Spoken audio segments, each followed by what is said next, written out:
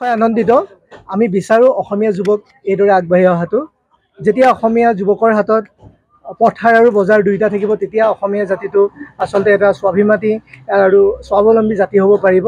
এই প্ৰতিষ্ঠানটো মই বিচাৰিছোঁ এটা আদৰ্শ প্ৰতিষ্ঠান হওক আৰু উঠি অহা প্ৰজন্মৰ বাবে এক আদৰ্শ হওক লুইচ হাতীবৰুৱা মই জানো এজন অধ্যৱসায়ী যুৱক তেওঁ কঠোৰ শ্ৰম কৰা যুৱক তেওঁৰ ভাতৃ আছে শিৱচান্দ হাতীবৰুৱা তেওঁলোকে অধ্যৱসায়ৰ যোগেদি সৎ পথেৰে ব্যৱসায় কৰি বহু যুৱকৰ বাবে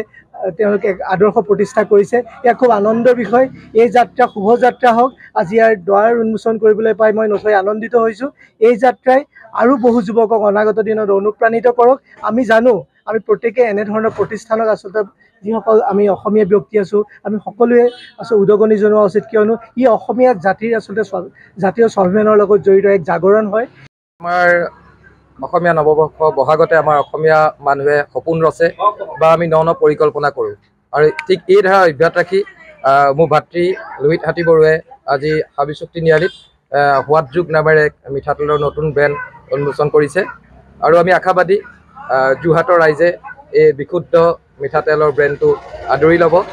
আৰু আমি ইয়াৰ মাজেদি আমাৰ নিজা যুৱকসকলকো উৎসাহিত কৰিব পাৰিম আৰু এই ক্ষেত্ৰত তেখেতে প্ৰাৰম্ভিক পৰ্যায়ৰ পৰাই ধৰক কাজিৰঙা এক বিস্তৰ অঞ্চলত সৰিয়হ খেতিও কৰিছে তেখেতে তাৰ যি স্থানীয় যুৱকসকলক সৰিয়হ বীজ দিছে তাৰ পৰা ট্ৰেক্টৰ যোগান ধৰিছে আৰু সেই সৰিয়হসমূহ আনি মিলত পেৰি যে যোৰহাটৰ ৰাইজক বিশুদ্ধ মিঠাতেল যোগান ধৰিবলৈ চেষ্টা কৰিব আৰু আমি খুব আশাবাদী যে সোৱাদ যুগৰ ব্যৱসায়িক শ্ৰীবৃদ্ধি হ'ব আৰু যোৰহাটে অতি কম দিনৰ ভিতৰতে এই ব্ৰেণ্ডটো আঁকোৱালি ল'ব আৰু আমিও যোৰহাটবাসীক আহ্বান জনাইছোঁ যে আহক এবাৰ সোৱাদ যুগ মিঠাতেলৰ সোৱাদ চাওক গুণগত দিশৰ পৰা নিশ্চিতভাৱে আপোনালোকে খুব উচ্চ পাব গতিকে পুনৰবাৰ মই লুইত হাতীবৰুৱাক মই শুভেচ্ছা জনাইছোঁ সোৱাদ যুগৰ শ্ৰীবৃদ্ধি হওক ধন্যবাদ ভাল লাগিছে খুবেই আনন্দিত আমাৰ জ্যেষ্ঠ ককাইদেউদৰে চৰিত্ৰ নয়ন গোস্বামী ডাঙৰীয়া শিৱচান্দ হাতীবৰুৱা ডাঙৰীয়া তেওঁলোকে আহি উপস্থিত হৈ পেলাই মোক যথেষ্ট উৎসাহিত কৰিছে আৰু মই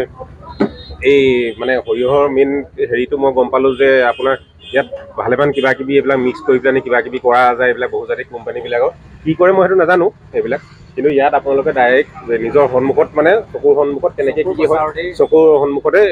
তেল ৰেডি কৰি লৈ যাব পাৰিব আৰু লগতে ইয়াত এটা কথা ইয়াত আমি নিজেই যিখিনি হেৰি ষ্টক কৰি ৰাখিছোঁ সৰিয়হ আনি পিনি খেতি কৰোৱাই তেনেকৈ আনি ৰাখিছোঁ তাৰ উপৰি কোনোবাই যদি ইচ্ছা কৰে যে মোৰ সৰিয়হ অলপ আছে হেৰি গাঁৱত যোনটো মানে আমাৰ দেখি থাকোঁ ধান মিলত যোনটো হেৰি হয় যে কুটনি পইচাটো এনেকৈ হেৰি কৰে চাউলটো লৈ যায় তেনেকৈ সৰিয়হ ইয়াত আনি পেলাই হেৰি কৰি পেলাই পেৰি পেলাই নিজে তেলটো লৈ যাব পাৰিব খালি তাৰ কাৰণে 5 কেজি বা 10 কেজি হ'লে আমাৰ অকণমান অসুবিধা হ'ব তাৰমানে কাৰেণ্টৰো যথেষ্ট এইবিলাক খৰচ পাতি আছে সেইকাৰণে মিনিমাম 50 কেজিৰ ওপৰত যদি লৈ আহে তেতিয়া আমি ইয়াত কুটনি হেৰিটো কৰি পেলাই মিলিংটো কৰি পেলাই প্ৰডাক্টটো উলিয়াই দিব পাৰিম ধুনীয়াকৈ